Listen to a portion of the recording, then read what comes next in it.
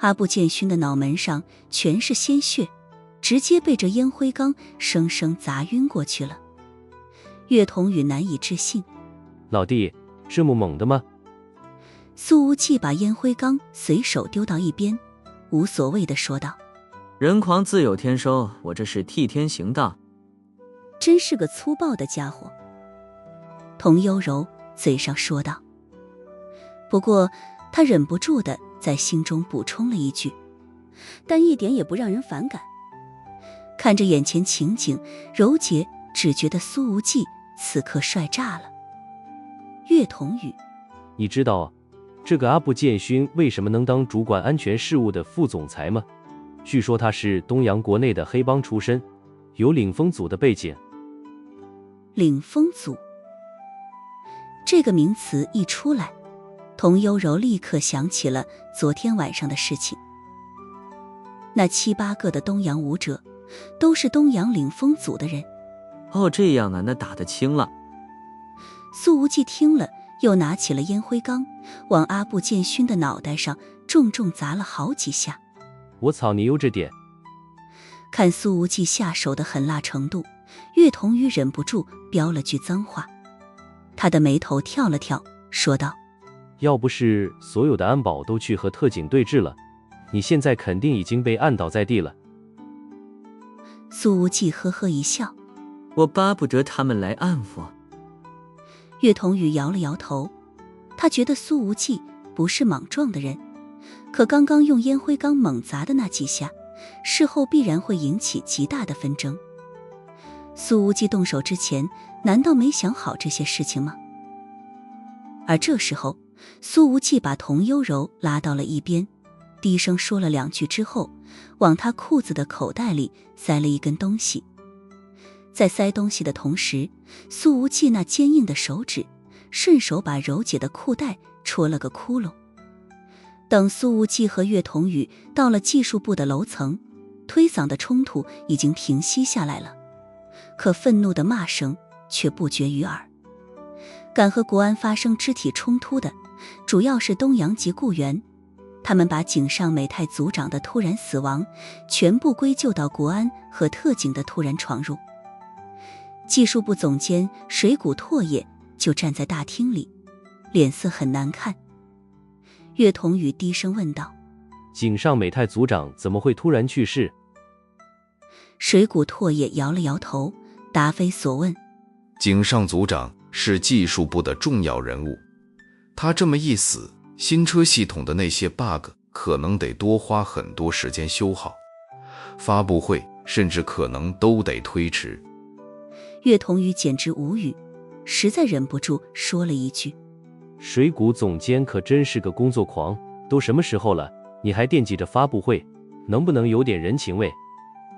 水谷拓也淡淡说道：如果不是华夏特警突然闯进来，要把井上美太带走调查，他也不会死，真正无情的是你们。岳童宇懒得跟这个技术狂人辩驳，他对苏无忌低声说道：老弟，死了个东洋雇员，闹大了不好收场了，弄不好就是个外交事件。苏无忌眯了眯眼睛：我还怕闹不大呢，越是这样越是说明幕后的凶手就在现场。显然他认为井上美太的死亡很蹊跷，大概率是凶杀。岳童宇轻轻吸了一口冷气：这些话得讲证据啊。童幽柔不自觉地往苏无忌的身边靠了靠。昨晚绑架，今天凶杀，这种场面让他的心中有些寒意。别怕，凶手跑不掉的。苏无忌轻轻拍了拍童幽柔的后背：说不定一会儿还得靠你。童幽柔点点头，把手伸进口袋里，握住了苏无忌给他的那根东西。强烈的安全感和一股很少在他身上出现的战斗感已然从心底涌起。高级副总裁到景阳生正气愤无比，他对国安的负责人喊道：你们华夏特警逼死了东兴骨干员工，必须要为此事担责。无论是我们东兴汽车还是东洋领事馆，都一定会就此事向你们提出严正抗议的。宁海国安的重案一组全体出动，带了一整个特警大队配合，负责现场指挥的正是重案一组组长邵永阳。而由于牵涉到间谍和杀手事件，宁海特勤组也以全副武装的姿态来了。只是让苏无忌意外的是，他看到了一个熟人，那个戴着护目镜正把明亮的目光投向他的女军人，正是江晚星。苏无忌都不知道他什么时候到了宁海。他走了过去，对江晚星眨了一下眼睛，算是打了个招呼，问道：具体怎么回事？邵永阳眉头微微皱着，说道：这个井上美泰的死亡有蹊跷。他个头1.8米左右，留着寸头，一看就很干练，穿着一身黑色夹克，外面却套着一件战术背心，手枪手铐全都随身携带。江晚星说道：国安的技术专家追踪昨晚给你打电话的信号，最终锁定到了井上美泰的这台电脑上，就连变声器也是通过这电脑的变声软件发出去的。而这个变声软件是凌晨4点钟卸载的，痕迹已经被我们恢复了。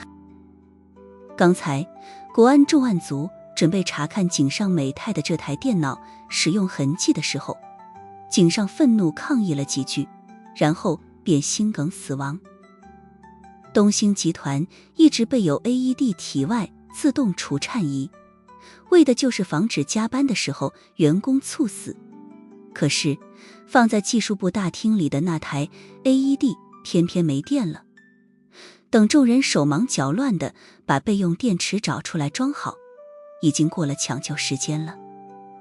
邵永阳说道：把死者送去国安，让法医立即检查。在行动之前，他们确实没算到会发生这种情况，不然就把法医一起带着了。不行啊！道景阳生愤怒地说道：东阳的雇员被你们惊吓致死，你们还要解剖他的遗体，这绝对不可以。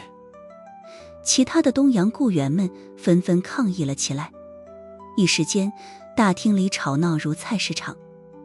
而这时候，苏无忌拿过了江晚星手里的191式突击步枪，一步跨上了办公桌。砰！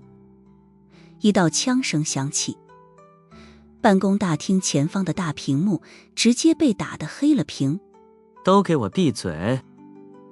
苏无忌冷冷说道：华夏国安在这里调查重大刑事案件，所有反抗者都视为同伙，可以就地击毙。有不少人都被这枪声震得一哆嗦，现场瞬间安静了。不过这安静并没有持续几秒钟，高级副总裁道景阳生吼道：你算什么东西，敢这么威胁东兴公司？把枪给我放下！苏无忌单手一举突击步枪，连瞄都没瞄，直接扣下扳机。砰！道景阳生的膝盖上溅起一朵血花，这位高管当即摔倒在地。苏无忌持枪而立，眯着眼睛，声音冷冽：当我跟你说着玩的？听了这句话，很多人都控制不住地打了个寒战。苏无忌环视四周，淡淡说道：谁敢擅自走出这层办公大厅，谁就是嫌疑人。无人敢动，就连倒在地上的道景阳生都咬牙忍着疼，哪怕他的眼睛里满是怨恨，但也不敢再出声。从国安封锁这办公大厅之后，还没有人走出去过。立刻查看技术部大厅监控，尤其要看看谁接近了井上美泰。邵永阳对手下说道。然而手下组员却说道：能够拍到这边的监控在25分钟之前坏了，数据线断了。他指了指墙角的监控，数据线垂了下来，断口齐整，显然是直接被人切断的。邵永阳扫了一眼断口，便说道：大概率是东洋忍者的飞镖。苏无忌显然也见过类似的手法。这是甲斐碎风流回旋镖切出来的口子。此言一出，又有一名东洋高管吼道：甲斐碎风流，这里怎么会有东洋忍者？你们可真阴险，用这种离谱的理由往我们身上泼脏水。砰！苏无忌看都不看，又是一抬手，枪口对准了声音的来源方向，扳机扣下。这个出生者的肩膀直接炸开了一朵血花，随后一屁股摔在地上。下一枪我可说不准是不是要对准脑袋了。苏无忌淡淡说道。没人敢乱出声了，毕竟苏无忌开枪的时候甚至都没看一眼，万一真被打爆了脑袋，那可亏大了。查找所有监控，外部监控坏掉了，其他电脑的摄像头可没坏。邵永阳指挥道。找出和井上美泰近距离接触过的所有人。随后他看向苏无忌。还是你够用，这几枪真是解气啊。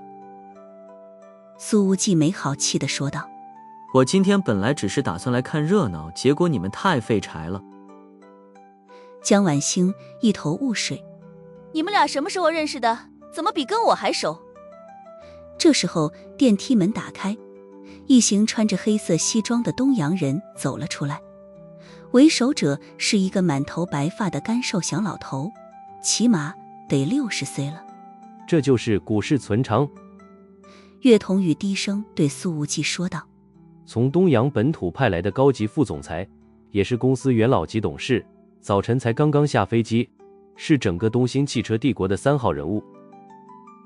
这次冲突，岳童宇始终站在苏无忌的旁边，其他的东洋员工也看在眼里，怕是此事过后，这位岳副总在东兴汽车里的日子将是举步维艰。看着中枪倒地的道景扬生，古市存长的眉头皱了皱，他径直来到苏无忌和邵有阳的旁边，说道：我是古市存长，我不认同华夏方面的说法，关于顾源猝死事件，我也一定会为他讨个公道。这老头子久居上位，确实有些不怒自威的气质，哪怕话语淡淡，也让人产生一种不容置疑之感。这让苏无忌很想给他一枪托。你要为他讨个公道，就去找出凶手来，而不是在这里影响我的工作。苏无忌淡淡说着，蹲到了井上美泰的身边，一把撕开了对方的领子。你做什么？这是对逝者不敬。古市存长立刻厉声制止。这老头嗓门还不小。苏无忌指着大动脉，看看我猜的没错，什么猝死，就是很精准的下毒罢了。甲斐碎风流的忍者最擅长干这事儿。在大动脉上有一个针孔，针孔周围已经微微有些发黑了。看着这发黑的针孔，这技术部的大部分人都觉得毛骨悚然。监控破坏，瞬间下毒，制造混乱，还真是要素齐全。苏无忌微微嘲讽地说道。显然凶手昨天晚上使用了井上美泰的电脑。这时候又有一个副总裁级别的忍不住地说道：你怎么能证明这个针孔不是你伪造的？毕竟在我们看来，只有你接触了死者。这明显就属于胡搅蛮缠了。这个家伙是陪着古市存长一起从东洋来的，到达技术部楼层的时间晚了点，并没有看到苏无忌刚刚横压全场的枪击场面。江晚星冷冷地看了这副总裁一眼，从手下的手里扯过了一把突击步枪，随后走到了他面前，狠狠一枪托砸在了对方的脸上。这位高管满脸鲜血，倒头就睡。那脑袋磕在地砖上的声音让人心悸。古市存长的眼皮忍不住跳了跳。这群华夏人显然就没把他这位汽车帝国的元老放在眼里。他强忍着心中的不爽，问向苏无忌：你什么想法？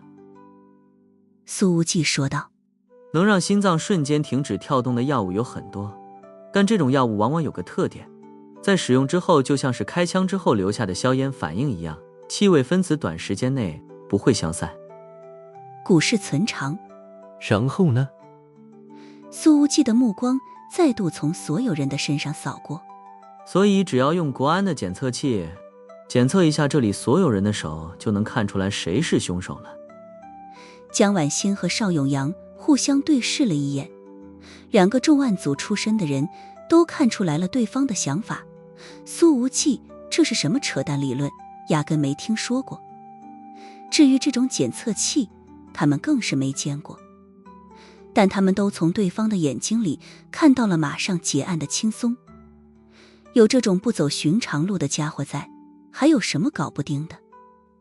古氏村长冷冷说道。所有人配合调查。而这时候，苏无忌陡然一抬枪口，对准了人群中的某个人。就是你呀！他喊道。扳机已经压下去了一半。这突然的一嗓子，把在场的人都吓得一个激灵。那个被苏无忌瞄准的身影已经陡然跃出，一把抓住了童悠柔的肩膀。他的速度太快了，在人群中一闪而过。国安和特警们即便听着误伤，也没有找到合适的开枪机会。居然是技术部的总监水谷拓也。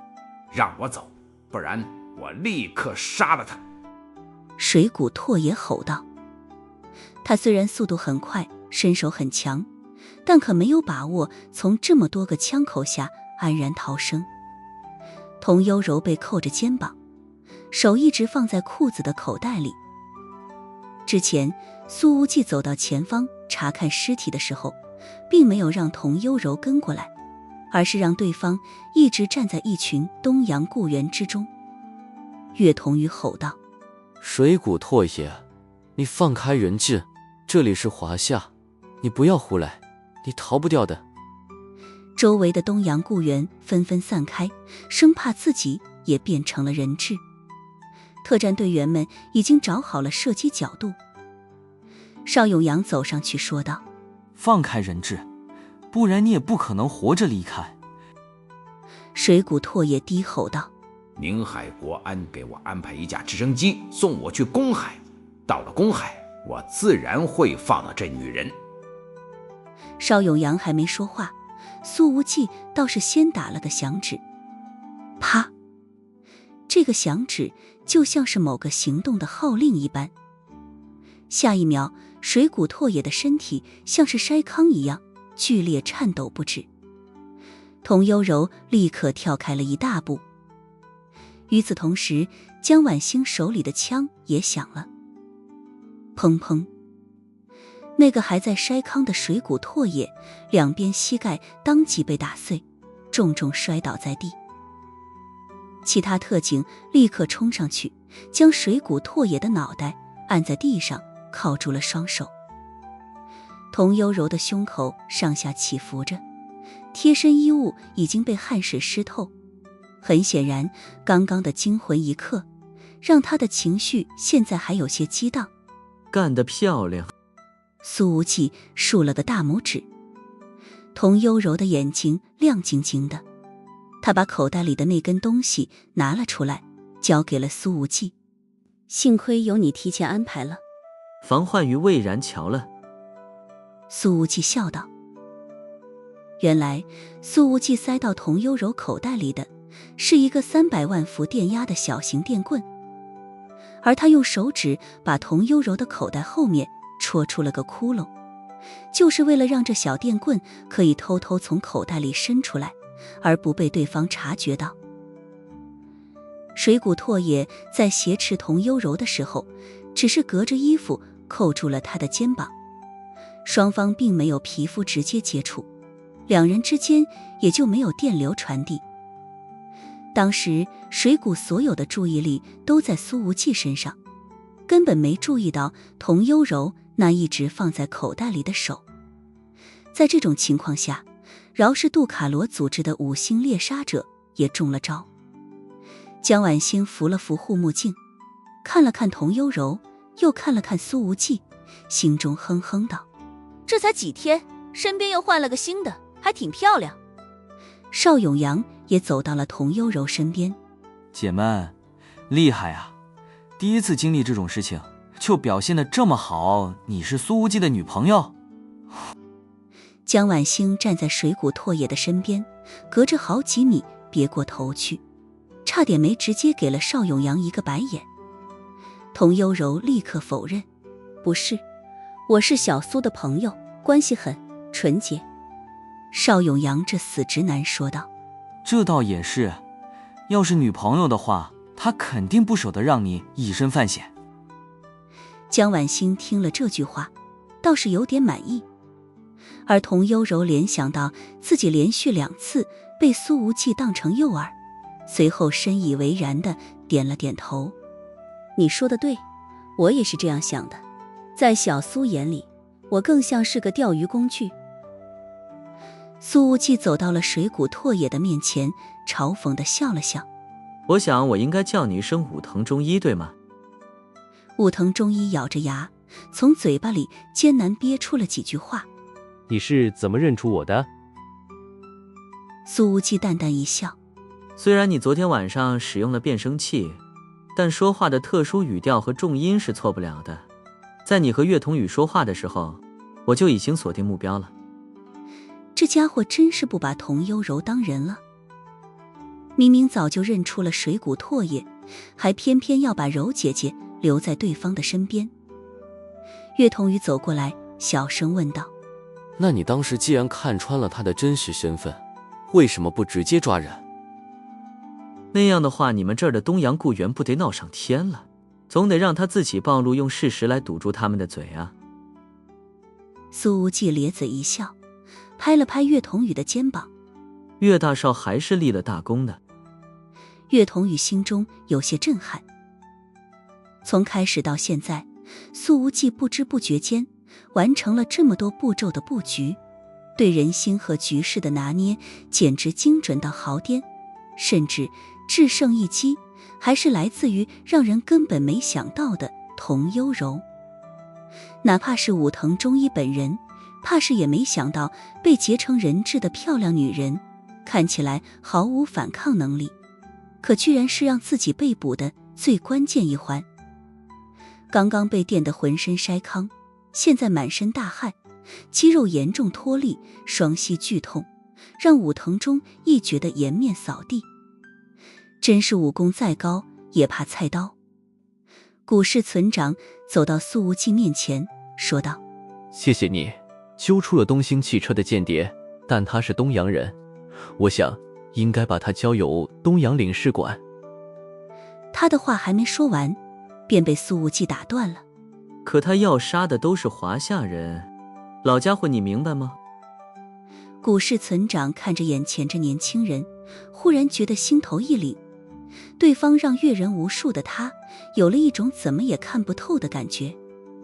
他说道：好，请华夏国安把嫌疑人带走，但水谷拓也是我们技术部总监，知晓太多公司机密，我想我们是否可以派出一名高管全程陪同参与审问？苏无忌直截了当地拒绝。废话，当然不能。邵永阳一挥手，把嫌疑人带走，小心自杀。另外，目前还不能排除技术部其他人员的嫌疑，此楼层封锁24小时。古氏村长的面色又难看了一些，他说道：伤者可不可以先送医院？邵永阳一挥手，送去我们定点医院，未经我们允许，任何人不得探视，东洋领事馆也不行。苏无忌补充了一句：这些人阻挠执法，等伤好之后全部按照相关规定拘留。江晚星抿了抿嘴，忽然觉得苏无忌和邵永阳有种双剑合璧的感觉。古氏村长忍不住地说道：关于你们持枪伤人事件，我会联系大使馆，向华夏外交部门提出严正交涉。苏无忌微微一笑：枪是我开的，记得别找错人。说完，他便对童优柔和江晚星招了招手：“咱们先走也。”江晚星刚想跟着一起，低头看了看自己的全副武装，无奈道：“算了，你们先下去吧，我办完案子再去黄陵州找你。”他本想说去皇后找苏无忌，可是当着这么多东洋人的面，他还是没暴露苏无忌的具体位置，临时改口成了灵州。苏无忌上下打量了一下江晚星，就喜欢看你穿这一身，飒的不行。江晚星的心情一下子好了许多，他意味深长地说了一句：“下次你也穿给我看看。”这话语里的深意来自于，在今天的整场行动里，苏无忌的表现极其专业，临场反应甚至超过绝大部分的军人和特工。这绝对不是游侠组织能带来的能力提升，而一定是经过军营的千锤百炼。苏无忌似乎没听懂这句话，他咧嘴一笑：“那可穿不成，以前闯过祸没把我关起来都是好的了，现在能安安心心当个社会闲杂人员，偶尔协助一下你们工作就挺好的了。”也不知道是有意还是无意，在说这句话的时候，苏无忌的嗓门明显大了点，周围人全部能听见。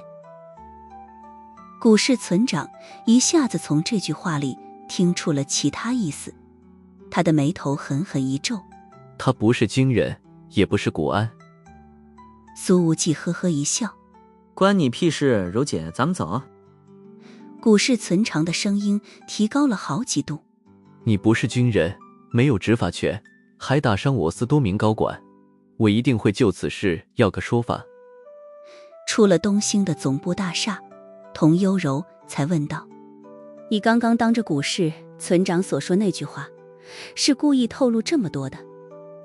在他看来，以苏无忌的缜密心性，根本用不着泄露自己不是军人的事实，可他偏偏还说的那么详细，生怕那群东洋人听不懂。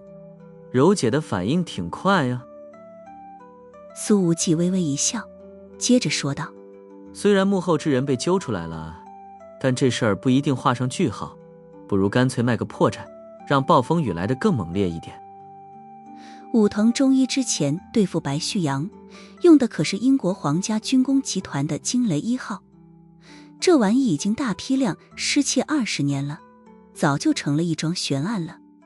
苏无忌的心里还有很多悬念没解开。童幽柔深深地看了苏无忌一眼：“你今天可真是让我刮目相看。”苏无忌笑道：“柔姐也是一样，表现简直惊艳。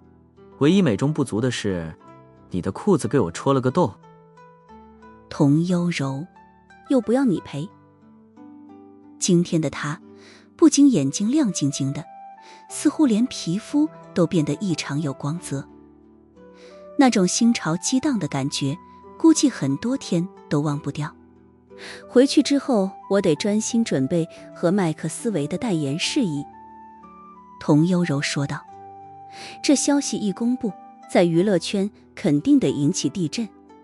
苏无忌打了个响指：“那等你忙完这一段时间再来我房间跳舞。”童幽柔的耳垂有点热。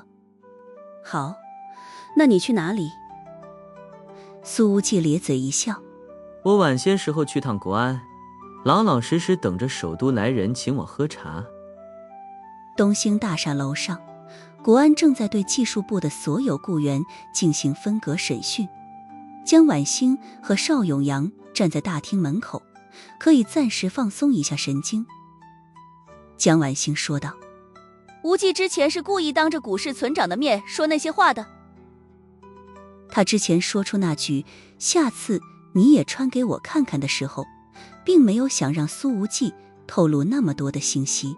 这家伙顺手挖坑的能力强得很，你要说他是大意之下说出了这句话，我可不信。邵永阳倒是捕捉到了苏无忌这句话里的关键词。不过你喊苏无忌喊得这么亲切，你俩都那么熟了吗？是很熟。江晚星颇为好奇。你俩貌似也认识很久了。邵永阳笑道：前些年我俩可是经常配合行动，当时……说到这儿，他看了江晚星一眼，止住了话头。不能告诉你。江晚星说道：我请你吃饭。你请我吃100顿也不行，事关国家机密。邵永阳得意一笑：反正我只能说和无忌在一起的日子里太他妈的精彩了。算了，你不告诉我，我可以自己去探他的底。江晚星对苏无忌的好奇心越来越重，起码今天的所有行动，在苏无忌这看似随性的安排之下，结果简直堪称完美。换作是他来组织，绝对做不到这样举重若轻。游侠组织的天王级人物都这么厉害吗？随后他似乎想起来什么，立刻问道：东兴几个受伤高管所居住的病房一定要严防死守，万一有伤者死亡，无忌的麻烦就大了。苏无忌枪击了2人，还用烟灰缸把一个叫阿部建勋的副总裁砸得脑袋开花，这已经足够引起轩然大波了。可如果这其中任何一人死亡，那么事件的影响程度将会瞬间放大100倍。邵永阳说道：你的担心有道理，我会把他们转移到特殊监护病房，所有伤员信息高度保密。江晚星点点头，又忍不住地叮嘱了一句：这事儿关乎无忌的安全，你们重案组可别有内鬼。这你放心，不会出岔子的。邵永阳哈哈一笑：嘿，我发现你还真的很关心无忌呀。这要是让白旭阳知道了，肯定得打翻醋坛子了。说到白家，江晚星说道：这次抓住了武藤中一，白家可欠了无忌一个天大的人情了。白旭阳终于能从深宅大院里出来活动活动了。邵永阳说道：我觉得吧，白家要是真有报恩的诚意，就把白木哥嫁给无忌，两人年纪也合适。江晚星眉头一皱：他俩年纪哪里合适了？白木哥比苏无忌大那么多。邵永阳笑道：女大三抱金砖呢，白木哥长得那么漂亮，就该早点找个男人嫁了。他跟无忌配一脸。江晚星冷笑：邵永阳，你这是什么封建思想？谁说女人长得漂亮就一定得嫁人了？以白木哥的长相和能力，哪里用得着取悦男人？哪个男人能配得上他？白木哥就该一辈子独美。听了这话，邵永阳眼神怪怪的看向江晚星：你这是夸他能力强，还是咒他单身一辈子？江晚星别过脸去：我这当然是夸他。自己表现得这么明显吗？邵永阳说道：我要是白家的长辈，就一定要把白木哥嫁给苏无忌，我了这村可就没这店了。江晚星不爽：白木哥这么好，你怎么不去追他？邵永阳直接说道：我长那么普通，家里又没有钱，我连你都配不上，哪里配得上人家？江晚星忽然想把这位国安重案组长给锤死。等邵永阳和江晚星回到了宁海国安局，白家也得到了武藤中一落网的消息。白旭阳本来正在房间里枯燥着抽着烟，直接跳起来握着拳头振奋地喊了一声：爽！在这深宅大院里待了好几天了，让他的心情十分憋闷，此刻终于可以狠狠释放。秦桂林这几天也陪着好哥们一起待在白家祖宅，毕竟他和白旭阳关系那么好，极有可能也处于武藤中一的攻击范围里。我去，苏无忌真牛逼啊！秦桂林也激动地站起来：我秦少爷这辈子没服过谁，就首都这群大少爷，谁能比得过苏无忌？白旭阳明显情绪上头：我欠他多少条命了？以后谁敢跟苏无忌对着干，老子弄死谁！随后他立刻对秘书说道：给我订机票，我要去林州。然而秘书的手机铃声却响起来了。他看了看号码，说道：少爷，是大小姐。我姐怎么不直接打给我？白旭阳示意道：你接吧，估计他肯定是想聊聊怎么感谢苏无忌的。秦桂林一拍大腿：嘿，你说要是让木哥姐嫁给苏无忌的话，这岂不是完美了？白旭阳也是眼睛一亮：对呀，我姐一直单招，那样的话也没人跟我竞争晚星了。一箭双雕。秘书接通道：大小姐，我在大少爷旁边已经打开免提了。一道带着些许慵懒的声音传了出来：我猜白旭阳肯定让你订前往林州的机票了吧？秘书意外地看了白旭阳一眼：是的。危险并没有完全解除。白木哥说道：武藤中一的确是落网了，但是是谁指使这个五星猎杀者来对付旭阳的？白旭阳一捶桌子：这破事儿还没完了吗？所以你不要提前开香槟，还是要慎重一些。白木哥说道：苏无忌这次确实帮了我们不少忙，爸妈也让我代表白家再去感谢他一次。你的意见呢？可以说说，我酌情考虑。姐，要不你直接嫁给他吧。白旭阳说道：你俩绝对很般配。白木哥的慵懒语气随之消散了不少，整个语调都稍微提高了几度，不过语气还是慢悠悠的。白旭阳，你脑子被驴踢了吗？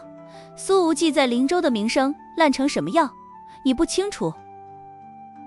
白旭阳很认真地说道：可是他人真的不错，而且那些传言又不一定是真的。白木哥说道：怎么感谢苏无忌，用不着你操心。接下来你就继续待在家里，好好沉淀沉淀。好吧。白旭阳的心情又不爽了。挂断之后，他说道：我好歹得给苏无忌打个电话，表达一下谢意。秦桂林在一旁深表赞同：要不直接是个屏吧，显得亲切。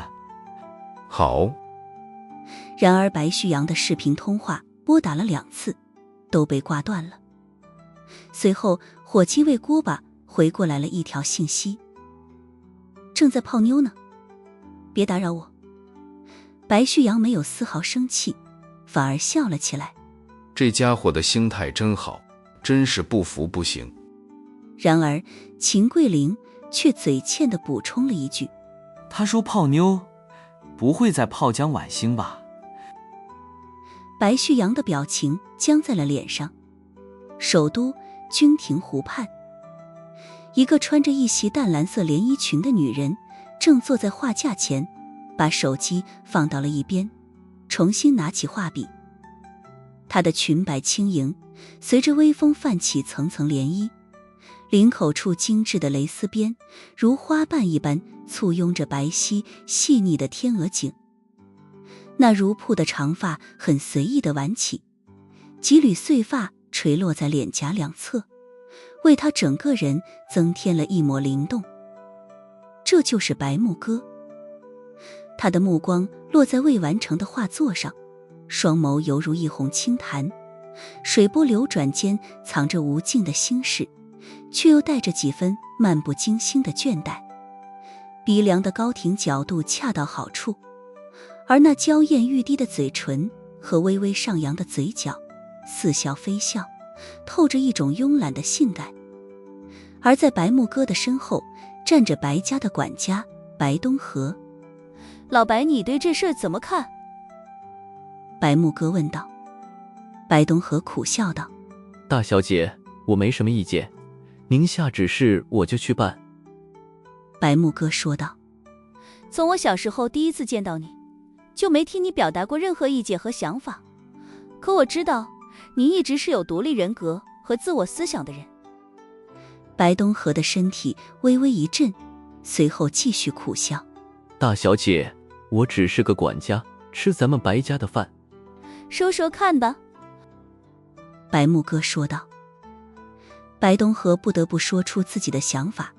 听说这次苏无忌为了抓住凶手，强闯东兴汽车总部，打伤了几个东洋高管。他不是国安身份，没有执法权，这可能有点麻烦，会引起外交纠纷。我们可以从这方面入手。白木哥一边用笔在画纸上随手勾勒出草坪，一边说道：你的意思是白家出面调停此事？白东河知道大小姐早有主意，但还是说道：是，这是我的浅见罢了。白木哥却摇了摇头：此事最好越闹越大，白家保持距离，看看热闹便好。白家不参与，只看热闹。白东河听了没有吭声，哪怕他持有不同意见，但在白家这么多年，这位忠心耿耿的管家并不会主动表达自己的想法。白木哥那微微倦怠的声音又响起来：我之前说过，大恩似仇，无以为报，我最讨厌欠别人的人情。白东河又是几倍微寒：老白，你是不是觉得我的这种想法实在是太无情了，最夺妇人心？白木哥的唇角轻轻勾起，又笑了笑，随手画了几下，湖面的涟漪便已经生动地展现出来。大小姐不是这样的人。白东河说道。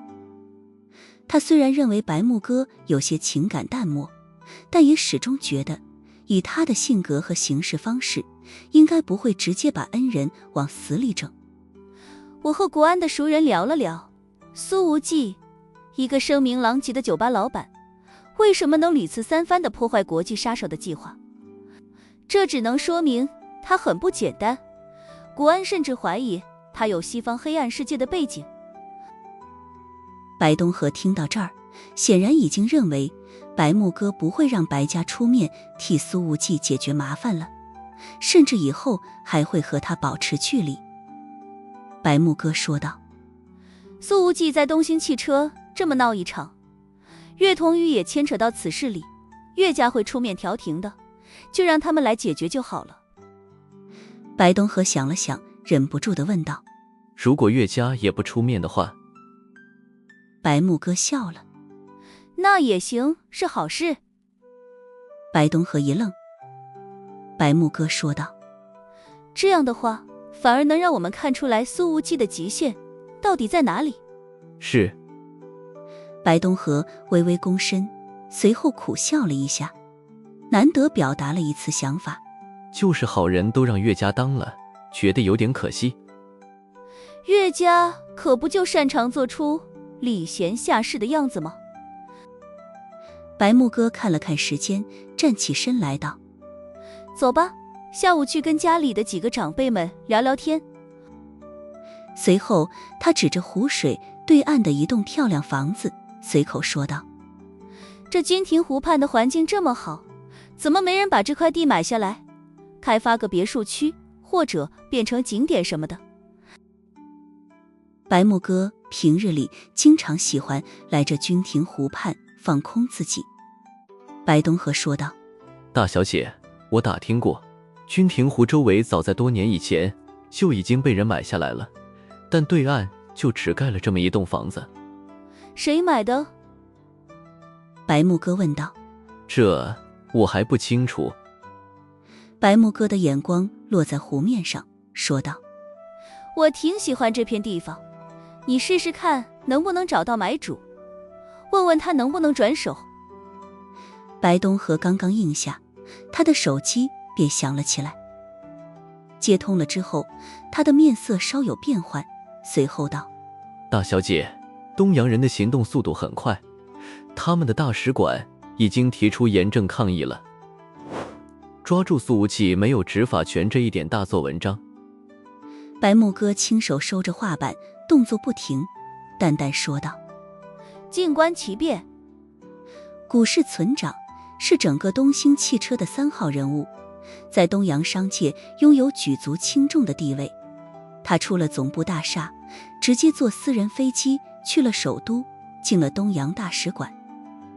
随后，东洋大使馆召开了新闻发布会，就此事向华夏提出严正抗议。2名高管受到枪击，2名高管被砸晕，华夏方面的粗暴执法确实激起了东洋方面的民愤。而更让他们义愤填膺的是，古氏村长特地强调，打伤所有东洋高管的是一名没有任何执法权的华夏人，连编外成员都算不上。古氏村长特地模糊了当时的办案过程，甚至都没提有一个东洋人是被江晚星用枪托砸晕的。他把所有矛盾都集中在了苏无忌的身上。苏无忌此时正待在邵永阳的办公室里，翘着2郎腿嗑瓜子，心情似乎根本没受到这件事情的影响。已经到了下班时间，外面天色已黑。苏无忌看了看手表，江晚星怎么还没来审个人，这么磨磨蹭蹭？邵永阳笑道：现在审讯规定太多了，要是放在10几年前，这个东洋间谍已经被我扒了一层皮了。苏无忌斜眼看着他：哎，你们是特殊部门啊，审讯的时候管那些条条框框干什么？邵永阳抬手指了指上面，语气非常不满：我们国家又不是没有专门管理特殊部门的纪律部门，调查局那些人从来没在一线干过，根本不知道国安的实际工作是怎么样的。他们天天在办公室里琢磨的都是怎么限制我们的执法权。苏无忌咧嘴一笑：下次别跟他们废话，直接动手。邵永阳看了他一眼，笑道：这一天估计不远了。苏无忌读懂了他这眼神的意思：千万别因为我而这么做。我当着古氏村长的面抛出那个诱饵，不是为了让宁海国安为难的。你们要真站出来帮我对抗，我这边可就功亏一篑了。邵永阳说道：我们局长正在国外参加世界反恐大会呢，目前行程高度保密，我们联系不上他，不然以你堂哥的性格。宁海国安局长名叫苏占煌，虽然年纪跟苏无忌的老爹差不多大，但算起辈分来却是苏无忌的堂哥。他知道也没用，我爸也不会让他站出来帮我的。苏无忌说道：你说说，我堂哥在部队里摸爬滚打这么多年，后来又来到了国安，好不容易成为了我们老苏家最粗的大腿，可这大腿偏偏不让我抱，这不是让我没苦硬吃吗？邵永阳愣了一下，随后乐了：你堂哥确实厉害，你说他是你们家最粗的大腿？他都混到这级别了，难道不是吗？苏无忌反问道。邵永阳刚想说什么，他的手机响了起来。接完了电话，邵永阳说道：无忌，这一次杜卡罗那边彻底急了，落网的这个武藤中一是个5星猎杀者，而那个被银月杀手弄死的潜伏猎杀者是个准5星，接连损失了2个高级杀手，他们已经坐不住了，放言要将被他们俘虏的陈曦千刀万剐。陈曦也是个银月杀手，落到杜卡罗手里已经快10天了。那管不了，我都不知道杜卡罗把人关在哪里。苏无忌说道：银月杀手选择这一行的那一天，就已经做好了这种牺牲准备了。他可没有圣母心泛滥，自己和银月最大的交集就是许家烟，至于陈曦什么的，自己又不认识，如果顺手就可以帮一下，要是太麻烦就算了。邵永阳笑道：挺好，我就喜欢你这种性格。这时候江晚星走了进来，说道：渴死我了。他顺手拿起桌上的杯子，把里面的水一饮而尽。苏无忌，这是我的杯子。江晚星说道。我知道，无所谓。邵永阳的目光在这两人的身上转了转。你俩什么时候熟悉到这种程度了？我可从来没见过江晚星用我的杯子喝水。江晚星一脸嫌弃地看着他。你抽烟太多，口臭得厉害。邵永阳忍了忍，问道。审讯的怎么样了？江晚星说道。这个武藤中一只承认自己是杜卡罗的猎杀者，顺便接单白旭阳的刺杀悬赏，但是其他的一概不认。这家伙的嘴巴太硬，我先歇会儿，让其他特工继续熬熬他。随后他看向苏无忌，眼光很亮。东阳方面正式抗议了，你接下来怎么办？苏无忌还没出声，江晚星就说道。去我家避避风头吧，我不信有人敢闯到我家里。邵永阳手里的杯子差点没拿住。你要把无忌带回你家？他简直怀疑自己的耳朵。江晚星的父母是牺牲的烈士，父母的许多老战友都会护着这丫头。那所谓的纪律部门要是敢闯到江家抓走苏无忌，那么那些老战友的能量可不是这个部门能承受的。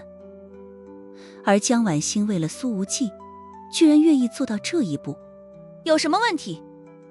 江晚星没好气地看了邵永阳一眼。要不你把无忌塞到你爸的办公室里，让你爸护着他。邵永阳的手指隔空点了点江晚星。你暗恋苏无忌？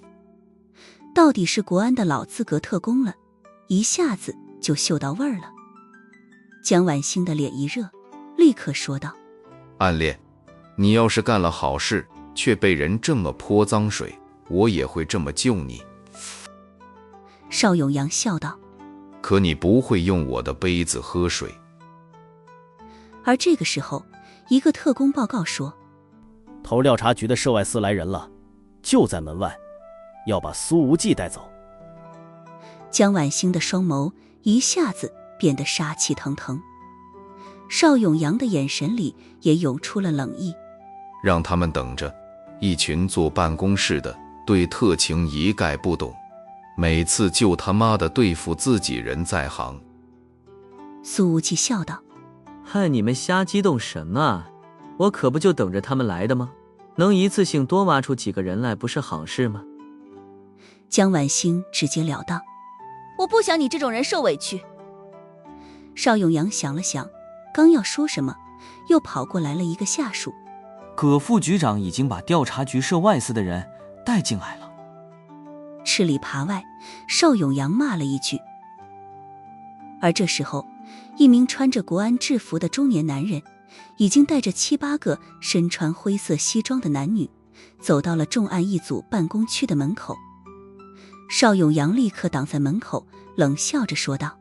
葛局这么兴师动众，让我这一组蓬荜生辉呀。这葛局的眼神有些严肃。永阳调查局涉外司的刘处长来带人，你别搞幺蛾子。邵永阳呵呵一笑。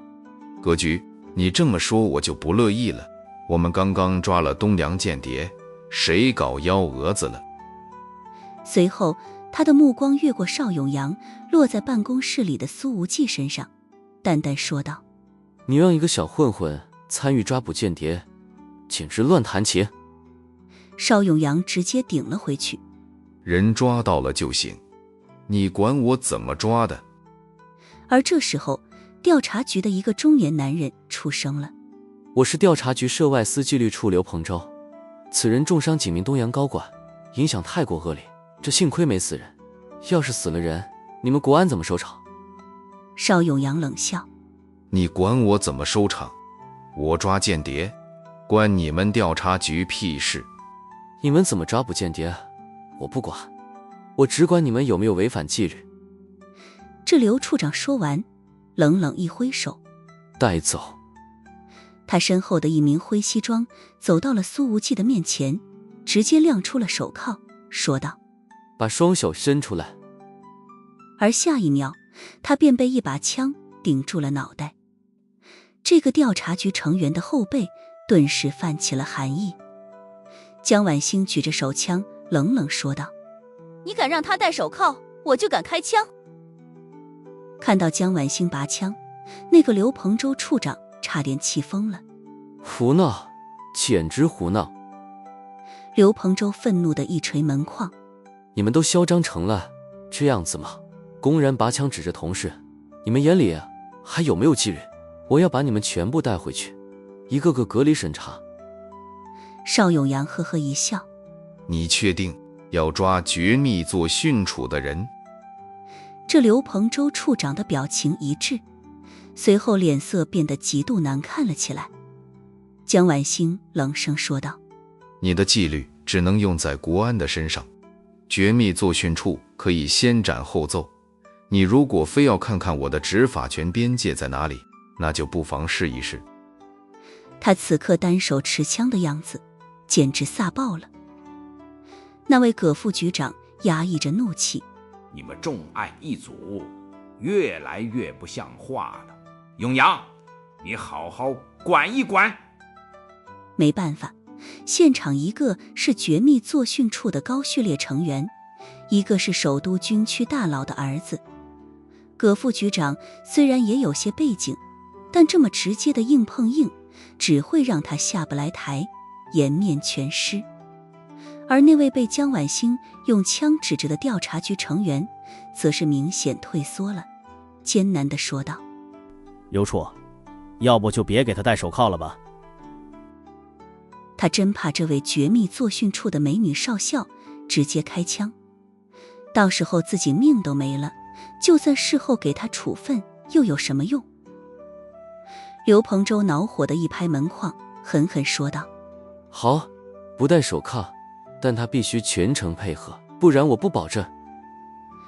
他的话还没说完，江晚星便直接调转了枪口：你必须保证。江晚星的枪口指着刘鹏洲，又强调了一遍：现在就给我保证。江晚星跨前一步，扳机压下去1/3。说。疯了！刘鹏洲快要气炸了，可谁让绝密作训处权限够高？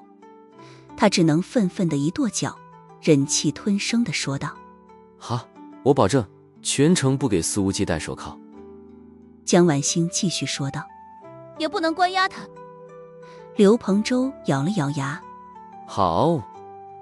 江晚星的枪还没放下：不能有肢体伤害。刘鹏洲：不会的。江晚星：言语要尊重。姑奶奶您没完了是吗？邵永阳直接笑出声来了。他这么一笑，让刘鹏洲的脸色更加难看了。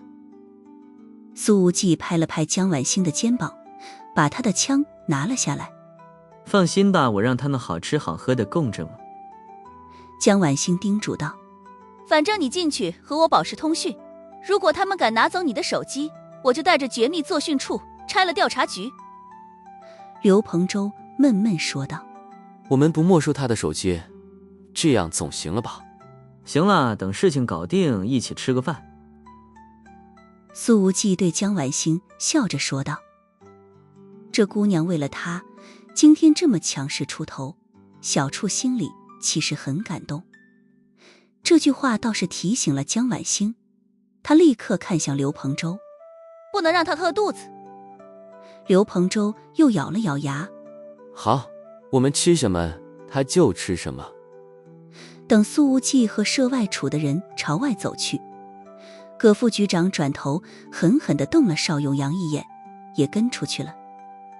看到平时耀武扬威的调查局，此刻被江晚星搞得灰头土脸没脾气，邵永阳的心情好得要命。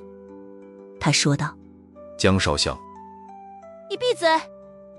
江晚星没好气地说道：我就是站在正义的一方。好的，江正义。邵永阳嘴上这么说，脸上可是一副我才不信你的表情。江晚星打了个电话，派一台车跟住调查局的车子。那边回应道：组长，如果跟踪被发现了怎么办？中途要不要换车跟踪？江晚星声音冷冷，要的就是被他们发现。他的意思很明白，调查局知道有车子跟踪，就不敢胡来了。邵永阳咧嘴笑道：好家伙，江少校要一条龙服务到底了。我要是苏无忌，出来之后就回家里偷户口本跟你领证去。别胡扯，这可不是害羞的时候。江晚星又问道：调查局的涉外司一般在哪里审人？邵永阳眉毛一挑：怎么，你还准备劫法场啊？江晚星没好气地说道：什么法场，你这个破嘴，能不能吉利一点？他对男人的所有耐心都给了苏无忌。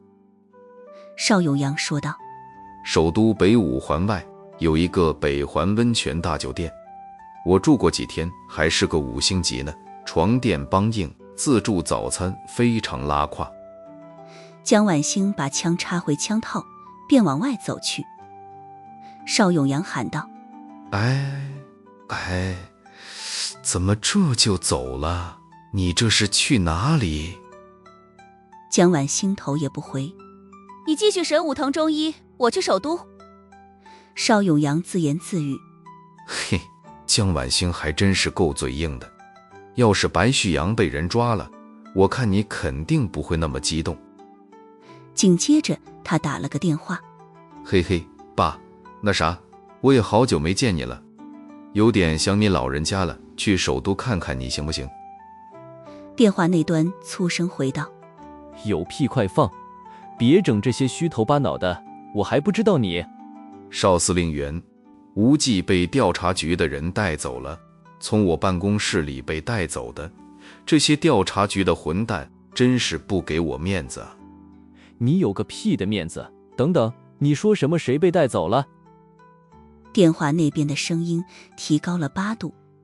邵永阳的父亲就是首都军区现任司令员邵飞虎。邵永阳笑道：伟大的共产主义战士苏无忌同志。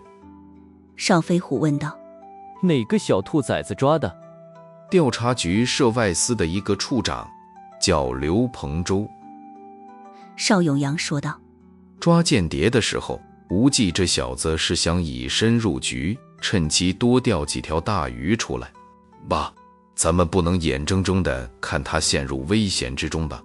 呵呵，涉外司抓了这小子，危险的是他吗？邵飞虎说道：危险的是涉外司。邵永阳：那咱们就不管了，隔岸观火，这太没良心了吧？你说你老子没良心？小无忌段位比你高好几个档次，你能跟他多学着点，咱老邵家祖坟就能冒青烟了。就这样吧，你灵活处理，只要那小子不把调查局涉外司给拆了，怎么闹都行，大不了老子给他兜底。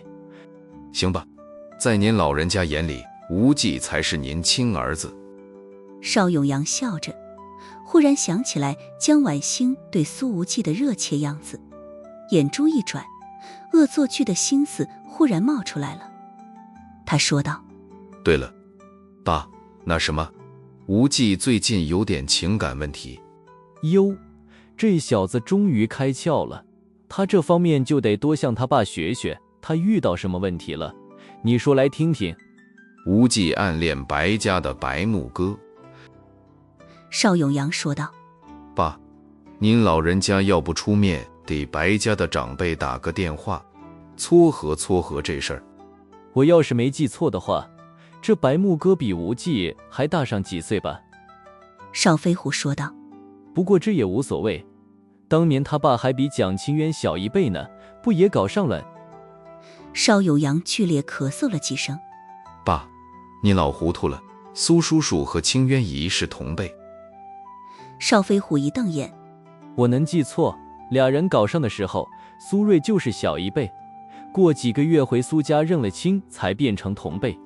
行，您说的都对，那我挂了。